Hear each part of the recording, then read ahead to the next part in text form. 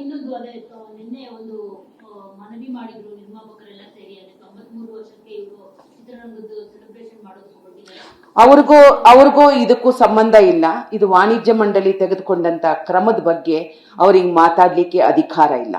ಇದು ವಾಣಿಜ್ಯ ಮಂಡಳಿ, ನಮ್ಮ ಕಾರ್ಯಕಾರಿ ಸಮಿತಿ ನಮ್ಗೆ ಬಹಳ ದೊಡ್ಡದು, ಉದ್ಯಮ ಬಹಳ ದೊಡ್ಡದು.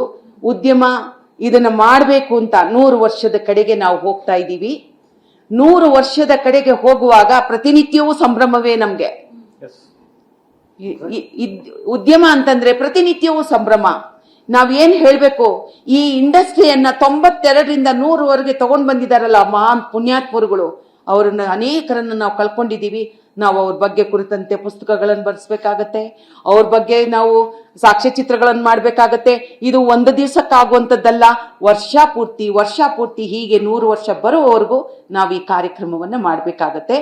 ಇದಕ್ಕೆ ನಿರ್ಮಾಪಕ ಸಂಘದ ಅಧ್ಯಕ್ಷರನ್ನ ನಾವು ಮಾತಾಡಿದೀವಿ. ನಾವು ಇಲ್ಲಿ ಕಾರ್ಯಕಾರಿ ಸಮಿತಿಯಲ್ಲಿ ಎಲ್ಲ ಸದಸ್ಯರ ಜೊತೆಯಲ್ಲಿ ಮಾತಾಡಿದ್ದೀವಿ. ಬಹುಶಃ ಅವರಿಗೆ ವಿಷಯದ ಕೊರತೆ ಇರ್ಬೋದು, ಗೊತ್ತಿಲ್ಲದೆ ಇರ್ಬೋದು. ಅವ್ರು ಆ ರೀತಿಯಾಗಿ ಮಾತಾಡ್ಲಿಕ್ಕೂ ಅವರಿಗೆ ತಪ್ಪೋದು ಮತ್ತು ಅವ್ರಿಗೆ ತಿಳುವಳಿಕೆ ಇಲ್ಲದೆ ಹೋದ್ರೆ ಈ ಮೂಲಕ ನಾನು ಹೇಳ್ತೀನಿ. ಧನ್ಯವಾದ.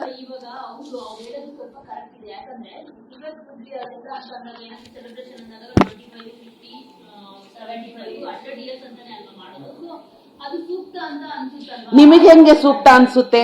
ನಾನೊಂದು ಕೇಳ್ತೀನಿ, 93ರಿಂದ 97ರವರೆಗೂ ಈಗ ನಮ್ಗೆ ಶತಮಾನೋತ್ಸವ ಭವನ ಮಾಡಬೇಕು. ನಮ್ಗೆ ಶತಮಾನಕ್ಕೆ ನಾವು ಹೋಗ್ಬೇಕಾದ್ರೆ ಸಾಕ್ಷ್ಯಚಿತ್ರಗಳನ್ನ ಕಟ್ಟಬೇಕು. ಎಷ್ಟು ಜನ ಹೋಗಿದ್ದಾರೆ, ಈ ಉದ್ಯಮಕ್ಕೆ ಪಕ್ಕದ ರಾಜ್ಯಗಳು ಕೊಡುಗೆ ನೀಡಿದೆ, ಇಡೀ ಭಾರತದಿಂದ ಎಲ್ಲರ ಕೊಡುಗೆಯನ್ನ ತಗೊಂಡಿದೆ. ಅವರೆಲ್ಲರನ್ನು ಸ್ಮರಿಸಬೇಕಾಗತ್ತೆ, ಅವ್ರನ್ನ ಸ್ಥಿರವಾಗಿ ನಾವು ಇಲ್ಲಿ ಗಟ್ಟಿಗೊಳಿಸ್ಬೇಕಾಗತ್ತೆ. ಯಾರ್ಯಾರ ಕೊಡುಗೆ ಏನೇನು ಅಂತ ನಾವಿಲ್ಲಿ ಹೇಳ್ಬೇಕಾಗತ್ತೆ. ಅವುಗಳನ್ನೆಲ್ಲ ಮಾಡ್ಲಿಕ್ಕೆ ಒಂದು ದಿವಸದ ಕೆಲಸ ಆಗುದಿಲ್ಲ.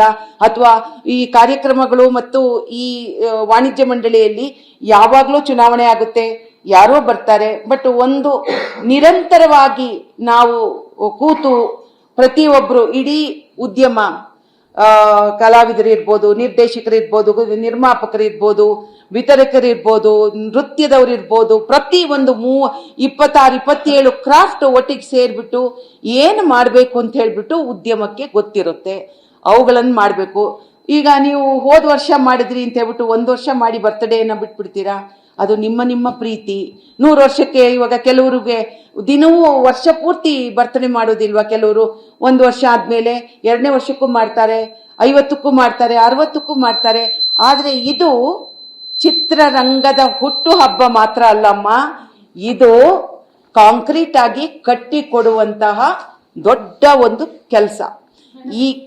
ಯಾಕಂದ್ರೆ 25 years, 50 years, 75 years ಅಂತ ಬಂದಾಗ ಅದರ ಹಿಂದೆ ತುಂಬಾ ಕೆಲಸಗಳ ನಡೆಯುತ್ತೆ. ನೀವು ಹೇಳಿದಾಗೆ ಅವರ ಹಿಸ್ಟ್ರಿ ಆಗಿರ್ಬೋದು, ಕೈಪಿಡಿ ಆಗ್ಬೋದು, ಇಂಥದ್ದೆಲ್ಲ ಮಾಡ್ತಾರೆ. ಬಟ್ ಪರ್ಟಿಕ್ಯುಲರ್ ಆಗಿ 25 years, 50 years, 75 yearsಗೆ ಅದನ್ನ ಅನಾವರಣ ಮಾಡ್ತಾರೆ.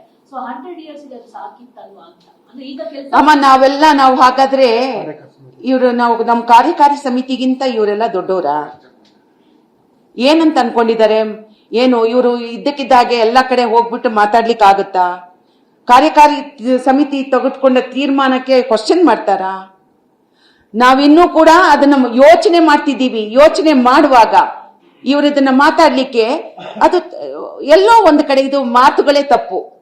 ಈ ತರದ ಮಾತುಗಳನ್ನ ಅಥವಾ ಅವರಿಗೆ ವಿಷಯದ ಸಿಗ್ಲಿಲ್ಲ ಅನ್ಸುತ್ತೆ. ಬಹುಶಃ ಅವರು ತಪ್ಪಾಗಿ ಅಪಾರ್ಥ ಮಾಡ್ಕೊಂಡು ಹೇಳಿರ್ಬೋದು.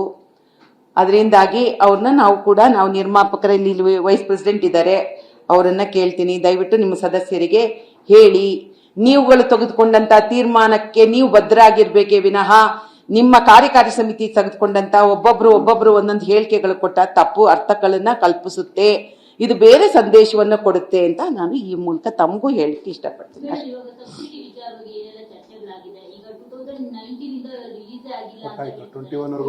ನಾವು 2 ವರ್ಷದ ಸಬ್ಸಿಡಿಯನ್ನ ಮಾನ್ಯ ಮುಖ್ಯಮಂತ್ರಿ ಅವರಿಗೆ ಕೇಳಿ ಈಗಾಗ್ಲೇನೆ ಕೊಟ್ಟಾಗಿದೆ, ಆಯ್ತಾ?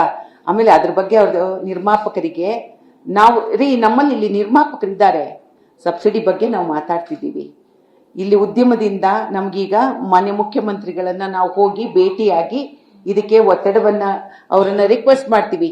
ಅವರೇ ನಮ್ಗೆ ಇಷ್ಟೊಂದು ಸಬ್ಸಿಡಿಯನ್ನ ಕೊಟ್ಟಂತ ಸರ್ಕಾರ ನಮ್ಗೆ ಪ್ರತಿ ಹಂತದಲ್ಲೂ ಕೂಡ ನಮಗೆ ನಮ್ಮನ್ನ ಒಂದು ರೀತಿಯಲ್ಲಿ ಕೈ ಹಿಡಿದು ನಡೆಸಿದೆ. ಸೊ ನಮ್ಗೆ ಅವ್ರ ಮೇಲೆ ಬಹಳ ನಂಬಿಕೆ ಇದೆ ಮತ್ತು ಉದ್ಯಮವನ್ನ ಬೆಳೆಸ್ತಾರೆ.